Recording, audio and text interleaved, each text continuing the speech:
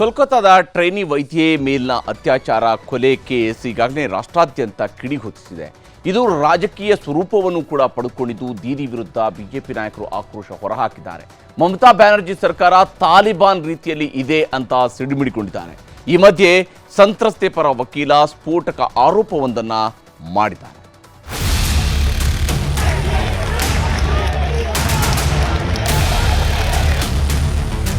Kolkata trainee ವೈದ್ಯೆ rape and murder case 2 ವಾರ ಕಳೆದರೂ ದೇಶಾದ್ಯಂತ ಆಕ್ರೋಶ ಕಮ್ಮಿ ಆಗಿಲ್ಲ. ಟ್ರೈನಿ ವೈದ್ಯೆಯ ಮೇಲಿನ ಭೀಕರ ಕೃತ್ಯಕ್ಕೆ ಇಡೀ ಪಶ್ಚಿಮ ಬಂಗಾಳ ರಣರಂಗವಾಗಿದೆ. ವೈದ್ಯರ ಪ್ರತಿಭಟನೆ, ಆಕ್ರೋಶ, ಕಿಚ್ಚು ಧಗಧಗಿಸುತ್ತಿದೆ. ಮಮತಾ ಬ್ಯಾನರ್ಜಿ ವಿರುದ್ಧ ಬಿಜೆಪಿ ನಾಯಕರು ಸಿಡಿದೆದ್ದಿದ್ದು ವಾಗ್ಯುದ್ಧಕ್ಕೆ ನಾಂದಿ ಹಾಡಿದೆ.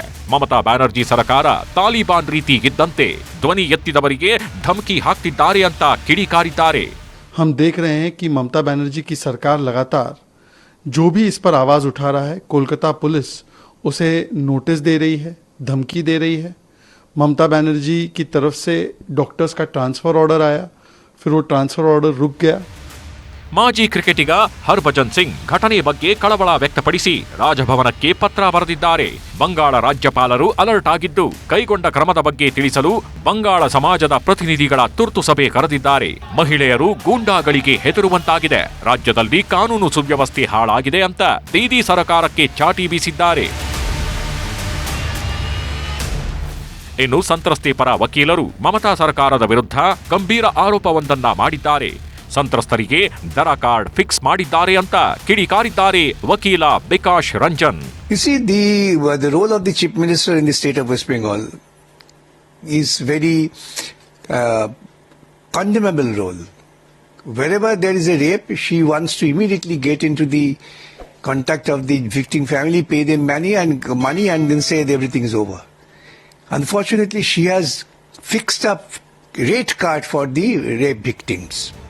ಕೆಲ ಟಿಎಂಸಿ ನಾಯಕರು ಸಂತ್ರಸ್ತೆ ಪರವಾಗಿ ನಿಂತಿದ್ದಾರೆ. ಪ್ರಕರಣ ಸಂಬಂಧ ಆರ್ಜಿಕರ್ ವೈದ್ಯ ವಿದ್ಯಾರ್ಥಿಗಳು ದಾಖಲೆಗಳನ್ನ ನೀಡಿದ್ದು ಅದನ್ನು ಸಿಬಿಐಗೆ ಸಲ್ಲಿಸಿದ್ದಾರೆ. तो हमको रिक्वेस्ट किया था आप जा रहे हैं सीबीआई वो इन्वेस्टिगेटर जो है उसको हैंडओवर कर दीजिए. मैंने हैंडओवर कर दिया.